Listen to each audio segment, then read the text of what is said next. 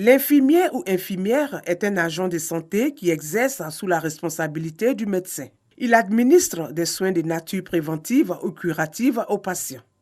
En Côte d'Ivoire, pour pratiquer ce métier, il faut se former à l'Institut national de formation des agents de santé INFAS. On y accède par voie de concours et la durée de la formation s'étend sur 3 ans, sanctionnée par un diplôme d'État. J'ai décidé d'être infirmier parce que c'est mon ambition. Je veux sauver la vie des gens. C'est le métier que j'aime le plus au monde. Depuis mon enfance, j'avais l'idée comme ça de devenir un jour médecin. Et je n'ai pas eu cette chance vraiment d'aller à l'université.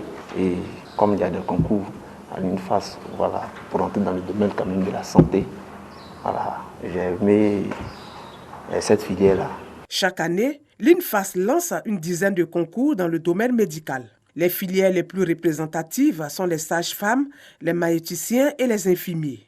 Pour la session 2020, sur 54 466 candidats, l'on enregistre 27 000 pour ces 2 corps de métier. C'est dû au fait que l'État de Côte d'Ivoire a beaucoup investi.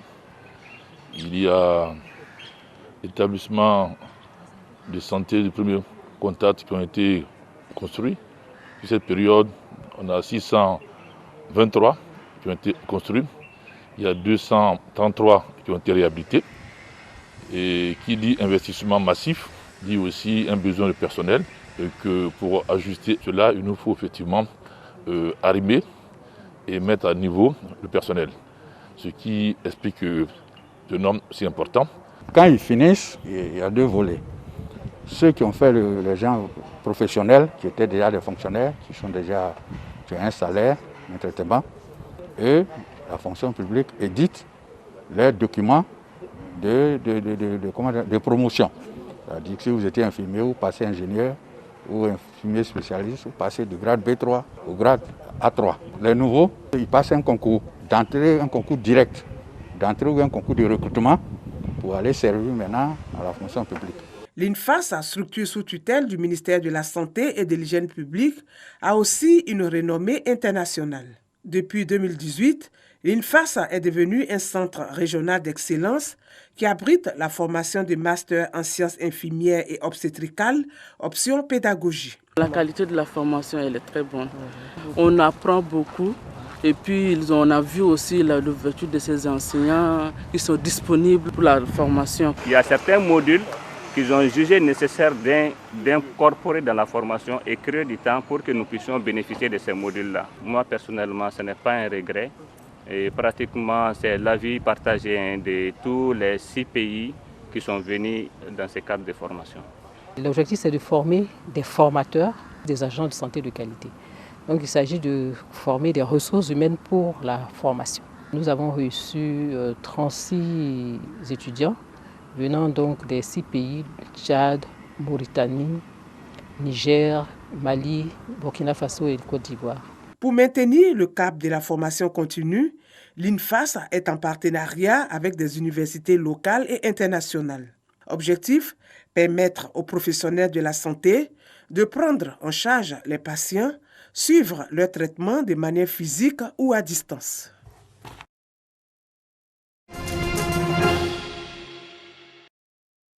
Après le sacre de Serge Koléa, journaliste à la rédaction de RTU 1 en janvier dernier, l'Union nationale des journalistes de Côte d'Ivoire, UNJCI, remet le couvert. L'édition 2020 des Ebonies aura lieu à Yamoussoukro du 4 au 6 décembre prochain.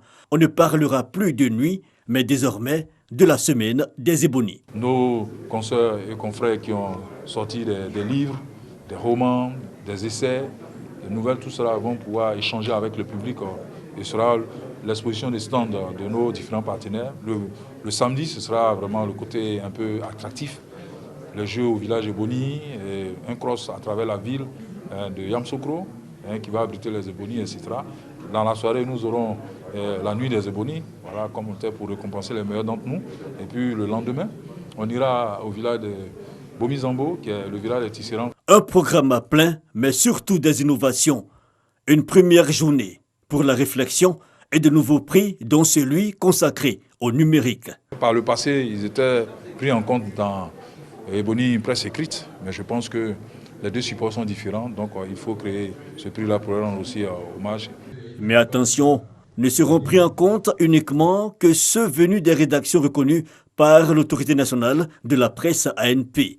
Le numérique, auquel s'ajoutent les prix de la lutte contre la déforestation, celui de la lutte contre la fraude sur l'électricité et un prix Amadou Gon Coulibaly, l'ex-premier ministre, dédié à la meilleure entreprise de presse en bonne gouvernance. Le thème, c'est quel journalisme pour une Côte d'Ivoire rassemblée? Pourquoi? Donc il est important pour nous les journalistes de marquer le coup, d'expliquer pourquoi nous devons véritablement être rassemblés autour de la Côte d'Ivoire dans l'exercice de notre métier, comment respecter les règles de notre métier pour ne pas que le pays brûle. Selon la commission permanente du jury, les productions valables seront les articles publiés ou diffusés du 5 novembre 2019 au 4 novembre 2020. Pour ce qui concerne le dépôt des productions, il se fera du 1er octobre au 5 novembre 2020. Rappelons que le concours Ebony concerne les journalistes ivoiriens en compétition autour de 9 productions, à savoir 3 enquêtes au dossier, 3 reportages et 3 interviews. Équipements médicaux, consommables et fournitures diverses, le tout d'un montant de 253 millions de francs CFA. Un don de la Fondation 221 en collaboration avec l'ONG World Medical Relief au bénéfice des établissements de santé et des personnes en situation de handicap de la commune d'Adjamé. Adjamé, cité cosmopolite par excellence, est le carrefour commercial incontournable de notre pays. À cet effet, ce sont environ plus de 2 millions de personnes qu'elle reçoit au quotidien. Cette réalité fait de notre commune l'une des plus exposées, mais également l'une des communes où les demandes de prise en charge sanitaire sont les plus nombreuses. Face à cela, le conseil municipal n'a eu cesse de multiplier les recherches de partenaires extérieurs afin d'accompagner l'État central dans les efforts consentis pour le bien-être des populations d'Adjamé. Dans l'optique du renforcement de la carte sanitaire de la Côte d'Ivoire et de l'adoption d'un programme de développement sanitaire et social, la Fondation 221, à travers son volet santé, compte relever le plateau technique dans les structures sanitaires du pays et a déjà investi plus de 3 milliards de francs CFA l'année dernière au Sénégal et compte faire de même dans la sous-région. Depuis un certain moment, nous sommes en état de réhabilitation, aussi bien des structures. Et quand nous parlons de réhabilitation, on parle aussi de réhabilitation de l'homme.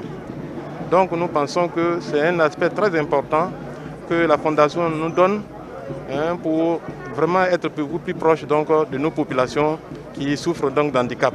Heureuses de recevoir ces dons, les populations d'Adjamé traduisent leur gratitude aux donateurs. Nous profitons de l'occasion pour saluer la Fondation 221 qui a pensé vraiment à la commune d'Adjamé. Vous savez que la jeunesse est la frange la plus importante au niveau d'Adjamé et ces dons à l'endroit de la population d'Adjamé nous vont droit au cœur parce que ça nous permettra un temps soit peu d'équiper les hôpitaux et de permettre à toute la population d'Adjamé de bénéficier des retombées de ces dons. La Fondation 221 est présente aux États-Unis, en France et au Sénégal. Cette organisation à but non lucratif a pour mission de venir en aide aux couches défavorisées et aide les jeunes à être des leaders dans leur communauté. Le colonel Ismaël Laouagué, porte-parole du CNSP, a confirmé que les concertations nationales auraient bel et bien lieu et qu'elles commenceraient bien aujourd'hui avec un format différent de celui qui était d'abord envisagé. Les concertations au Mali débuteront donc samedi, non seulement à Bamako, mais également dans les capitales régionales du pays. Ce sont les gouverneurs qui auront la charge de diriger les travaux. Des travaux qui ne dureront qu'une journée et auront pour objectif, selon le colonel Ouagué, de valider les termes de référence de ces concertations. En clair, tous les groupes convoqués, partis politiques, sociétés civiles, syndicats, groupes armés signataires de l'accord de paix, vont devoir valider les objectifs des discussions à venir. Des objectifs qui concernent notamment la longueur de la période de transition, le caractère civil ou militaire des dirigeants, bref, tous les points sur lesquels les Maliens attendent d'être fixés depuis le coup d'État. Et du 10 au 12 septembre, les discussions à proprement parler vont commencer à Bamako avec des délégués régionaux, nationaux et des représentants de la diaspora.